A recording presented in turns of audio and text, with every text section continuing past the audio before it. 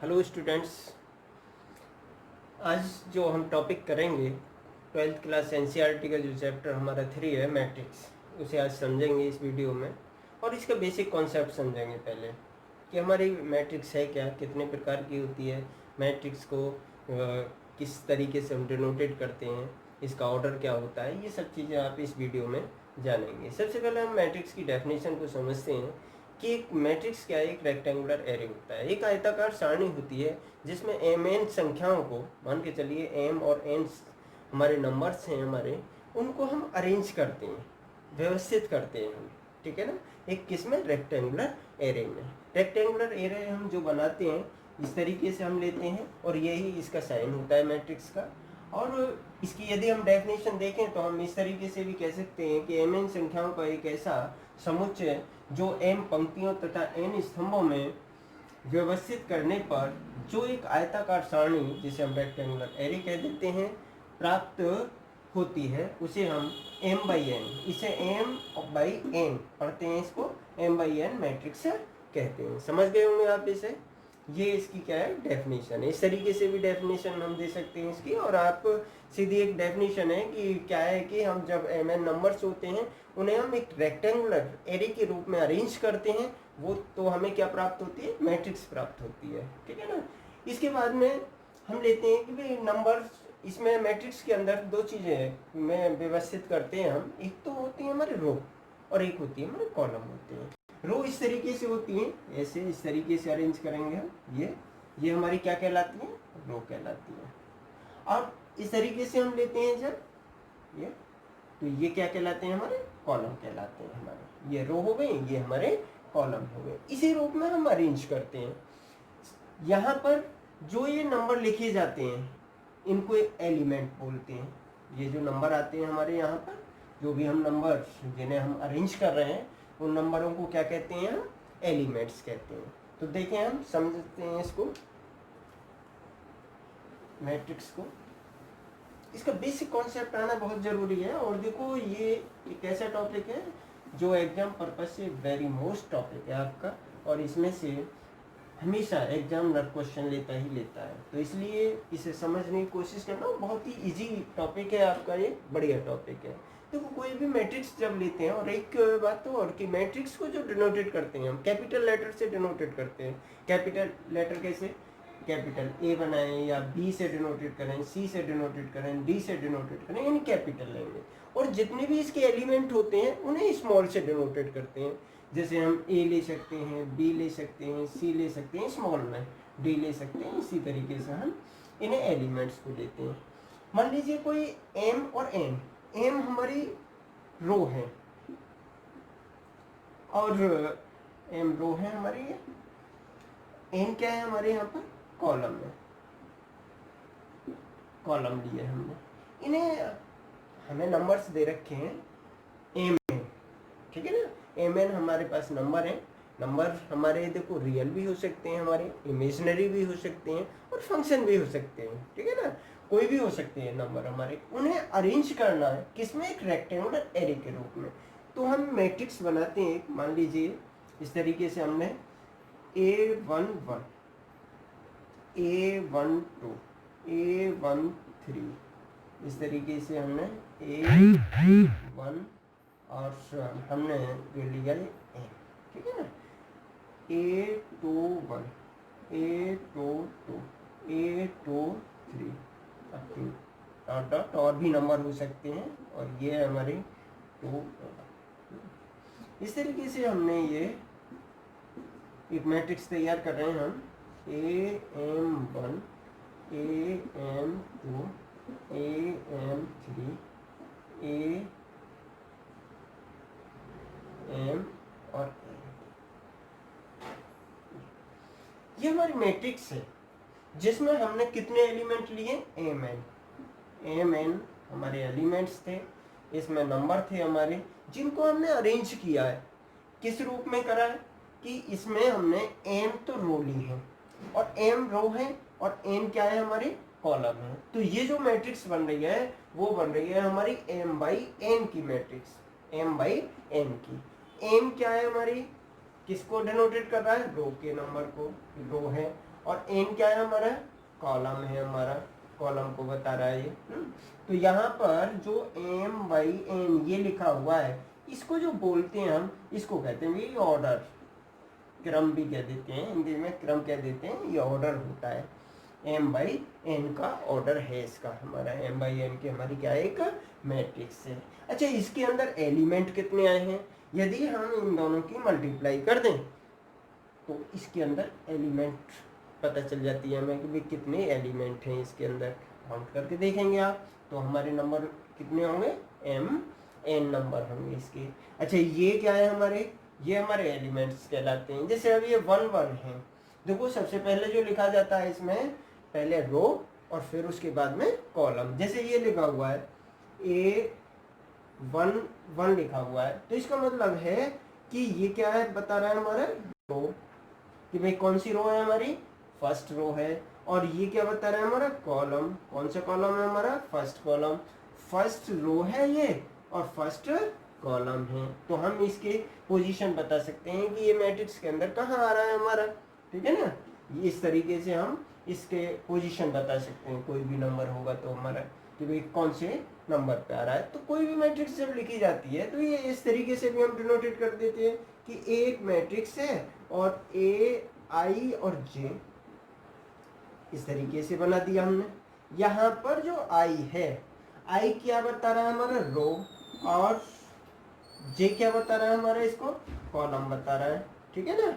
ये कॉलम बता रहा है, ये रो है और ये हमारे क्या आ गए, कॉलम आ गए। इस तरीके से हम मैट्रिक्स को डिनोटेड करते हैं। कोई भी किसी तरीके से मैट्रिक्स आप बना सकते हैं, इसमें बहुत सारी मैट्रिक्स आप समझेंगे इसमें। अब इसके बाद में हम समझते हैं कि टाइप ऑफ मैट्रिक्स, कि भाई मैट्रिक्स कितने प्रकार की होती हैं।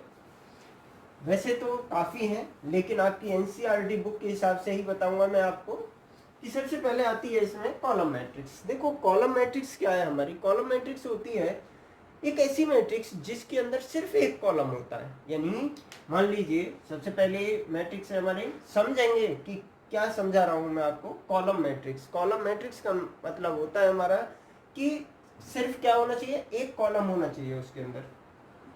भाई ये हमने एक मैट्रिक्स बनाई और कॉलम है हमारा ए बी सी, ये क्या आ गया हमारा, एक कॉलम है। इसमें कॉलम कितना है, एक है हमारा, 1 कॉलम है। रो कितनी है हमारी यहाँ पे, 1 2 3 यानी 3। तो ये क्या है हमारी 3/1, ये हमारी एक क्या है, मैट्रिक्स है। इसमें क्या है हमारा, एक कॉलम है, तो इसलिए हम क्या बोलते हैं इसे, कॉलम मैट्रिक्स। इसी तरीके से हम क्या है, सेकंड नंबर पे आती है आपकी रो मैट्रिक्स। रो मैट्रिक्स क्या है हमारी, जिसमें केवल एक रो हो। एक रो किस तरीके से, मान लीजिए ऐसे, ये ए बी सी, रो कितनी है इसमें, 1 है, और कॉलम कितने हैं इसमें, देखें तो 3 है। तो ये क्या है हमारी रो मैट्रिक्स है। फिर आती है आपकी स्क्वायर मैट्रिक्स। स्क्वायर मैट्रिक्स का, स्क्वायर का मतलब ये आप नाम से ही समझ रहे होंगे कि स्क्वायर है क्या हमारा। स्क्वायर का मतलब होता है कि जिसमें रो और कॉलम इक्वल हो। भाई स्क्वायर, स्क्वायर क्या है, रो भाई जितनी इसकी लेंथ होती है उतनी ब्रेथ होती है, यानी कि एक स्क्वायर मैट्रिक्स। स्क्वायर मैट्रिक्स है कि रो और कॉलम कैसे होने चाहिए, इक्वल होने चाहिए। यानी क्या बन सकती है स्क्वायर मैट्रिक्स, 2/2 की बन सकती है, 3/3 की बन सकती है, 4/4 की बन सकती है। इस तरीके से हम कितने भी मैट्रिक्स बना सकते हैं स्क्वायर मैट्रिक्स से। जैसे ये है ए बी सी डी, ये क्या है, एक स्क्वायर मैट्रिक्स है। क्यों, क्योंकि इसमें कितनी रो है हमारी, ये 2 रो है और 2 क्या है हमारे यहाँ पर, कॉलम है। तो इसे क्या लिखेंगे, 2/2, ठीक है ना। या 3/3 की भी ले सकते हैं आप, ये A B C D E F G H I, ये क्या है हमारी 3/3 की है, 3/3 का मैट्रिक्स है हमारा। तो ये क्या कहलाएगा, स्क्वायर मैट्रिक्स है। अब देखो इसके बाद में जो है हमारा वो है डायगोनल। अब स्क्वायर ही मैट्रिक्स चलेगा, लेकिन इसका क्या रूप बदल जाएगा, अलग अलग रूप में आएगा ये, कि भाई इस तरीके से एक स्क्वायर मैट्रिक्स होगी तो ये कहलाएगा, और इस तरीके से होगा तो ये कहलाएगा। तो सबसे पहले आता है आपका क्या हो गया, ये स्क्वायर मैट्रिक्स समझ में आ गया होगा आपके, ये स्क्वायर मैट्रिक्स था। एक होता है हमारा डायगोनल मैट्रिक्स। डायगोनल मैट्रिक्स का मतलब है कि डायगोनल आप जानते हैं, देखो कोई भी एक मैट्रिक्स दे रखी हो, इस बात को और समझ लें कि मान लीजिए ये हमारी एक मैट्रिक्स है और एक स्क्वायर मैट्रिक्स है, A B C D E F G H, ये मैंने 3x3 का एक क्या लिया है, स्क्वायर मैट्रिक्स लिया है, ठीक है, 3x3 का। देखो डायगोनल, जो प्रिंसिपल डायगोनल होता है, जहां से हम मैट्रिक्स स्टार्ट करते हैं, ये जो डायगोनल बनता है ये इसका क्या कहलाता है, प्रिंसिपल डायगोनल कहलाता है। ध्यान रखना इसको, ये इसका क्या होता है, प्रिंसिपल डायगोनल। एक ऐसा मैट्रिक्स, डायगोनल मैट्रिक्स बता रहा हूं मैं आपको, एक ऐसा मैट्रिक्स जिसके प्रिंसिपल डायगोनल में तो एलिमेंट हों, बाकी अदर एलिमेंट कैसे होने चाहिए, जीरो हों हमारे, ये सारे एलिमेंट कैसे हों, जीरो, ये जीरो है हमारे, ये सभी एलिमेंट कैसे हो जाएं, जीरो हो जाएं, तब ये कहलाता है हमारा क्या, डायगोनल मैट्रिक्स। क्या बन जाएगा, ये स्क्वायर मैट्रिक्स हमारा डायगोनल मैट्रिक्स बन जाएगा। फिर आता है, इसके बाद में आता है स्केलर मैट्रिक्स। स्केलर का मीन्स ये होता है कि भाई डायगोनल में ये एलिमेंट अलग अलग हो सकते हैं डायगोनल मैट्रिक्स, लेकिन स्केलर मैट्रिक्स में ये कैसे होने चाहिए, एक जैसे होने चाहिए। कैसे, यदि ये A है तो ये भी कैसा होना चाहिए, A आना चाहिए, ये भी हमारा कैसा होना चाहिए, A होना चाहिए, अदर एलिमेंट जीरो होने चाहिए। होना तो डायगोनल होगा तो ये भी डायगोनल मैट्रिक्स हमारा, लेकिन यदि प्रिंसिपल डायगोनल के सारे एलिमेंट इक्वल आ गए तो ये क्या कहलाएगा, हमारा स्केलर मैट्रिक्स कहलाएगा। फिर इसके बाद में आता है आइडेंटिटी मैट्रिक्स, जो बहुत ज्यादा यूज होता है। आइडेंटिटी मैट्रिक्स एक स्क्वायर मैट्रिक्स ही होता है हमारा, नहीं स्क्वायर मैट्रिक्स होगा, 2x2 का होगा, 3x3 का होगा, इस तरीके से ही होगा हमारा, लेकिन इसके प्रिंसिपल डायगोनल के सभी एलिमेंट कैसे होने चाहिए, यहाँ पर 1 कैसे आने चाहिए हमारे, 1 1 होने चाहिए, ठीक है ना। तो ये कहलाता है हमारा क्या, आइडेंटिटी मैट्रिक्स। समझ में आए, ये तीनों मैट्रिक्स एक ही हैं, तीनों ये सभी मैट्रिक्स जो हैं, ये वाले तीनों मैट्रिक्स हमारे एक ही जैसे हैं, लेकिन थोड़ी सी कंडीशन चेंज करी है इन्होंने, कि यदि डायगोनल में element, other element zero, diagonal में अलग अलग एलिमेंट है हमारे तो उसे डायगोनल मैट्रिक्स कह देते हैं, एक जैसे हैं तो उसे क्या कह देते हैं, स्केलर मैट्रिक्स कह देते हैं, 1 1 है तो क्या कहेंगे, उसे आइडेंटिटी मैट्रिक्स कहेंगे। आइडेंटिटी मैट्रिक्स है ये, देखो ये अब डायगोनल मैट्रिक्स भी है, डायगोनल में एलिमेंट आ रहे हैं, अदर एलिमेंट जीरो है। ये कैसा है, स्केलर मैट्रिक्स है क्योंकि इक्वल है, और ये आइडेंटिटी मैट्रिक्स भी है क्योंकि ये 1 1 आ रहे हैं हमारे, ठीक है ना। इस तरीके से हम इसे समझेंगे। इसके बाद में एक लास्ट आता है हमारा जीरो मैट्रिक्स। जीरो मैट्रिक्स क्या होता है कि भाई एक ऐसा मैट्रिक्स, जीरो मैट्रिक्स में क्या है कि एक ऐसा मैट्रिक्स जिसके सभी एलिमेंट, यानी जितने भी एलिमेंट आ रहे हैं वो कैसे हैं हमारे, जीरो होने चाहिए, यानी कि ये सारे एलिमेंट कैसे हों हमारे, जीरो हों, तो ये क्या कहलाएगा हमारा, जीरो मैट्रिक्स कहलाएगा। इसे हम नल मैट्रिक्स भी कह देते हैं, ठीक है ना। समझ में आ गए होंगे, यही देखे हैं अभी आपको, एनसीईआरटी के हिसाब से ही अभी बता रहा हूं मैं आपको, बाकी जो आएंगे वो आगे कराएंगे। इसमें एक चीज और समझिए आप कि इक्वलिटी यानी समानता मैट्रिक्स की, मैट्रिक्स जो है हमारे, हम कहते हैं कि भाई दो मैट्रिक्स हमारे एक जैसे हैं। अब दो मैट्रिक्स एक जैसे हैं, मान लीजिए कि एक ए मैट्रिक्स दे रखा है हमें, ये है हमारा एक्स वाई जेड और ये है 5, ये मैट्रिक्स है हमारा, ये 2x2 का है मैट्रिक्स, दिख रहा है आपको 2x2 का है। ऐसे हमने एक बी मैट्रिक्स लिया, और बी मैट्रिक्स लिया वो लिया हमने 1 2 3 और 5, ये 2x2 का है हमारा। मैं कहता हूं कि भाई ये दोनों मैट्रिक्स इक्वल हैं, यानी A equal to B, A equal to B. A equal to B तभी हो सकता है, सबसे पहले तो इनका जो ऑर्डर है, समझना क्या बताना चाह रहा हूं कि भाई जो ऑर्डर है इसका 2x2 का है और ये भी 2x2 का, यानी कि ऑर्डर इक्वल होना चाहिए। ऑर्डर इक्वल है बिल्कुल। अब ऑर्डर इक्वल है हमारा, तो हम इस तरीके से रख लेते हैं इसे। पहली कंडीशन है इसका ऑर्डर कैसा होना चाहिए, इक्वल होना चाहिए।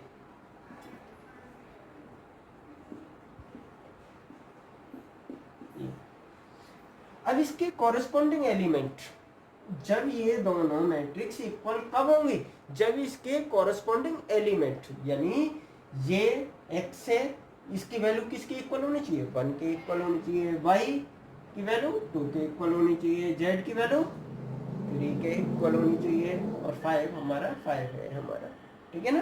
तो जब हम इनकी कंपेयर करते हैं तो x इक्वल टू कितना आएगा हमारा 1 आना चाहिए, y इक्वल टू कितना 2 और z इक्वल टू 3। यानी कहने का मतलब है दो मैट्रिक्स इक्वल तभी हो सकते हैं, पहले तो उनका ऑर्डर इक्वल होना चाहिए, सेकंड कंडीशन में उनके कॉरेस्पॉन्डिंग एलिमेंट भी इक्वल होने चाहिए, तभी हम कह सकते हैं कि दो मैट्रिक्स कैसे हैं हमारे इक्वल है, ठीक है ना। एक एडिशन और सब्ट्रैक्शन, दो चीजें और समझ लीजिए आप, एडिशन और सब्ट्रैक्शन। देखो दो मैट्रिक्स हैं, सादा सिंपल इसी तरीके से सब्ट्रैक्ट और एडिशन होता है इसमें, जैसे सादा सिंपल करते हैं, लेकिन मैट्रिक्स के अंदर थोड़ा सा समझना पड़ेगा बस आपको। कि जैसे मान लीजिए कोई हमने ए और बी, हमारे पास दो मैट्रिक्स हैं, मान लीजिए यहाँ पर हमने लिया 5 6 8 और ये 4 ले लो, चलो ये ले लिया हमने, दो मैट्रिक्स हैं ये हमारे पास। देखो दो मैट्रिक्स 2 हो 3 हो 4 हो कितने भी हो, लेकिन ऐड यानी कि उनका सम तभी निकाल सकते हैं, तभी कर सकते हैं जब उनका ऑर्डर इक्वल होगा। यदि ऑर्डर इक्वल नहीं है तो हम उनका सम या सब्ट्रैक्शन नहीं कर सकते हैं। ये देखिए भाई ए और बी है, मैं कहता हूँ भाई इन दोनों का क्या करो, सम करो आप, जो इनका क्या करना है, एडिशन, ऐड करना दोनों को।